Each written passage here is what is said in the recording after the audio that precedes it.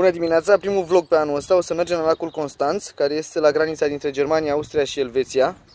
Dar problema este că am mult prea multe bagaje.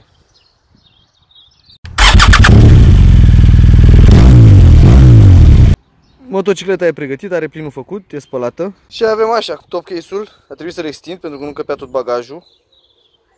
Cutia din stânga a trebuit să o extind și pe ea pentru că nu încăpea tot bagajul. Avem cortul și niște rock straps pe care nu le-am mai folosit până acum și o să încerc să prind cortul cumva de motocicletă și de cutie. Sper să reușesc. Mai avem și cealaltă cutie și mai avem și ultima bucată de bagaj, pasagera. Bună, pasagera! Hai să vă povestesc puțin despre motocicletă. Este un R1200 GS Rally din 2017. Este modelul facelift. Am vrut pe ea toate pachetele, Comfort, Dynamic și Touring. Plus că fiind varianta de rally, ar fi venit cu o șa simplă și fără cric central. Așa că am găsit-o să aibă și am vrut să aibă și cricul central și șaua dublă. Toată chestia asta, dacă vrei și cricul central și șaua dublă la varianta rally, se cheamă un kit pasager și mai costă încă vreo 250 de euro. Motocicleta avea 400 de km atunci când am cumpărat-o. Era aproape nouă. Și încercăm să ne împrietenim așa, câte puțin. Ăsta e primul drum pe care îl fac cu pasager. Plus că, așa cum am zis și la începutul filmului, am extins toate 3 cutiile. Și n-am mai văzut niciodată cu ele extinse sau cu atât de mult bagaj, cu atâta greutate pe motocicletă. Dar, deocamdată, văd că se comportă bine. Alina e puțin încordată, pentru că n-am mai mers niciodată de mult ca pasager. Dar pe măsură ce mă relaxez, motocicleta se comportă foarte bine. O simți că are mai multă greutate pe ea, dar nu te incomodează cu absolut nimic. Și foarte important, o schimbare între varianta facelift și GS-ul dinainte este că acum ai Electronic Stability Adjustment-ul, adică SA-ul ai 3 poziții, minim, auto și maxim. Înainte știu că puteai să setezi înainte să pleci la drum câtă greutate o să pui pe motocicletă. Dacă erai doar tu ca rider, dacă aveai și pasager sau dacă erai rider și cu bagaj, astfel încât să-ți întărească suspensia spate ca să stai foarte bine pe drum. Ei, de data asta au rămas iconițele în ecran, ceea ce mă enervează foarte tare, cele cu căștile și bagajul, dar eu nu le mai pot accesa, adică pot să modific doar pot să modific SA-ul, adică preload-ul la suspensie între minim, auto și maxim. Așa că las pe auto tot timpul. Mânerele încălzite, pe treapta întâi se încălzesc, sunt ok, dar parcă nu unde ajuns de mult. Pe treapta a doua parcă te fric prea tare palmele. Și transpiri în palmă și restul mâinii îți îngheață pentru că te bate vântul cât trece peste handguard-uri. Așa că eu cred că ar fi mers 3 poziții pentru încălzirea în mânere. Ceasurile, nu am vrut varianta cu TFT pentru că mi se pare că arată mai bine asta veche, clasică, cu turometru și vitezometru cu cadran radial. Plus că am găsit să iau și Navigator 6-le și te ajută și asta cu niște informații în legătură cu motocicleta. Dacă cineva se plângea că nu poate să vadă bine viteza în ceasuri. Într-adevăr, cifrele sunt cam mici, dar ai aici în Navigator o opțiune, poți să spui toate informațiile pe care le vrei. Plus că îți dă toți parametrii pe care îi citește din motocicletă și e foarte mișto. Așa că nu mă incomodează foarte tare ceasurile, pot să-mi văd viteza aici. Ce mă enervează este că în Navigator nu ți apare și treapta de viteză în care ești. Și trebuie să-mi iau ochii de la drum și să mă uit jos în bord. O să mai vorbim, o să vă mai zic despre Navigator ce părere am despre el. Dar acum hai să ne bucurăm de bucata asta de drum, pentru că mai avem puțin și intrăm pe autostradă. Mă gândeam cum să facem drumul ăsta, să mergem doar pe autostradă, să dăm puțin avoid motorways într-o bucată din drum. Dar cred că cel mai bine ar fi să mergem pe autostradă astăzi, pentru că Alina n-a mai mers de mult. Și mi-e teamă că e puțin încordată și să nu ne incomodăm unul pe celălalt în viraj. Suntem acum undeva lângă Nuremberg. Este zona rurală din Germania, care mie îmi place extraordinar de mult. Dar România e o țară frumoasă, e mișto, avem locuri foarte bune, dar ca infrastructură, adică nu știu, mie mi se pare că dacă ai locuri deși nu poți să ajungi la ele, aproape că degeaba le ai. Oamenii ăștia aici au infrastructură, este foarte curat, plin de verdeață, statele sunt foarte mișto, oamenii încă fac agricultură, dar și trăiesc în secolul 21.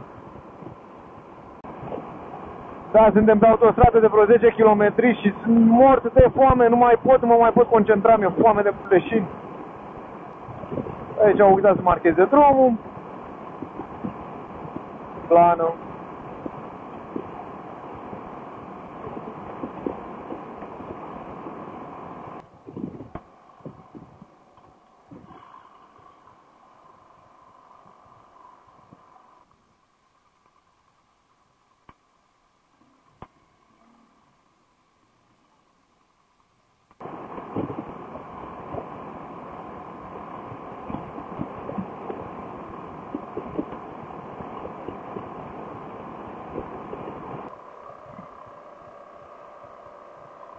Am ieșit de pe autostradă, mai avem 29 de km până la camping. Vremea a fost superbă. Motocicleta a mers foarte bine.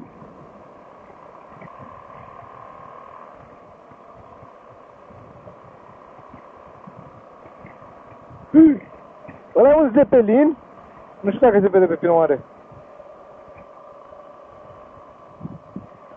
Un Zeppelin, ce tare!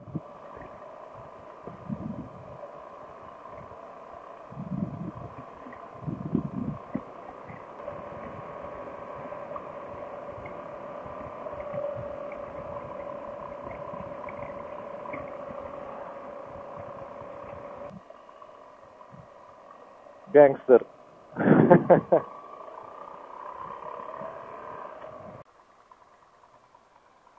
Așa, hai să vedem pe unde ne bagă GPS-ul. Pentru că... Aha! Da. Nu știu dacă ăla e pod sau tunel. Ce tare ar fi să fie tunel. Opa! Stai că noi trebuie să facem... dreapta aici? Dreapta aici?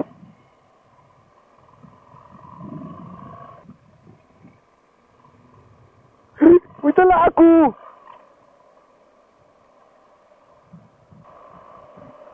Băi, m-am gândit că e pod sau tunel, dar s-ar putea să fie feribot.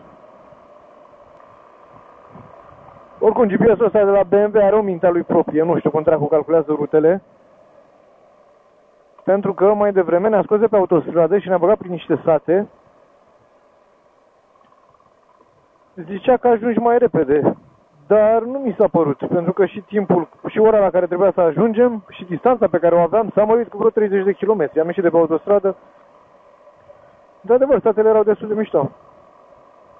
Pare rău că n-am filmat. Dar era GoPro-ul l-a încărcat. E bun, nu cred, ce tare. Se zice că înainte era mai bine. Stai, băiatul, să nu ne lovim amândoi. Salutare. Cred că aici. Diandre, zaide! Păi, ești nebun, ăștia au feribot pe lac, mă.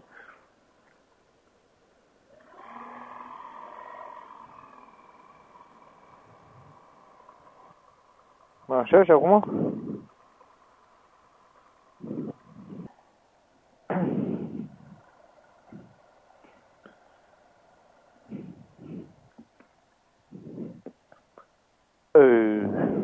Ok.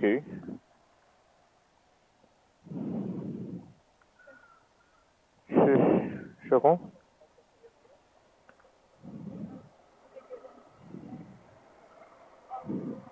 Ce?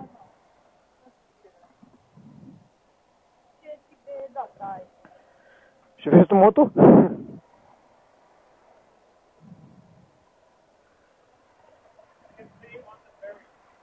Ah, ok. Ok.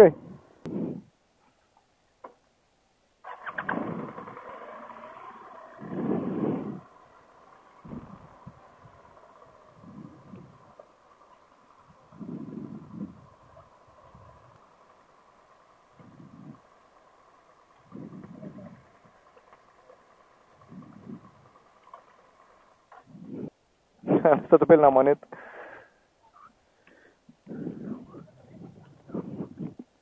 Ce zici?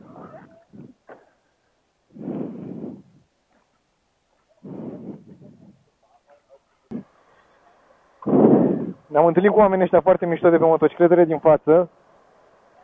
Sunt frați, Scrambler-ul și Aprilia sunt ale celui din stânga, iar tipa pasagera lui este bunica lor, frate. Bunica lor. A vrut de ziua ei o călătorie cu motocicleta și băieții au făcut cadou o călătorie cu motocicleta. Ce bunică șmecheră. Ok, se cam bălângâne.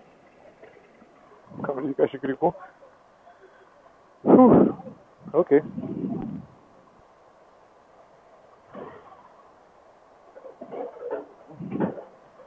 3 cerți e familia, să moară măsa. Doamne, mâncați așa. M-am căcat pe mine.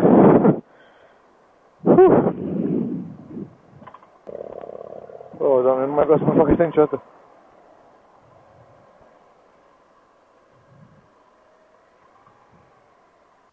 Ce?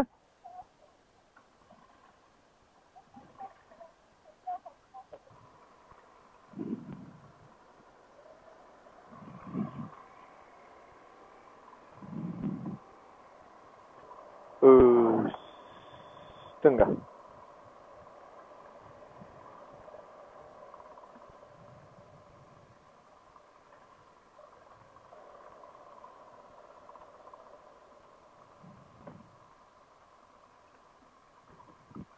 Recepțion.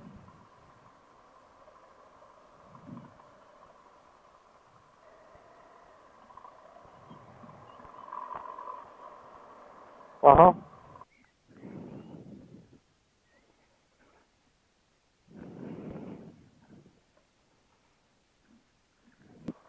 Așa, pietriș.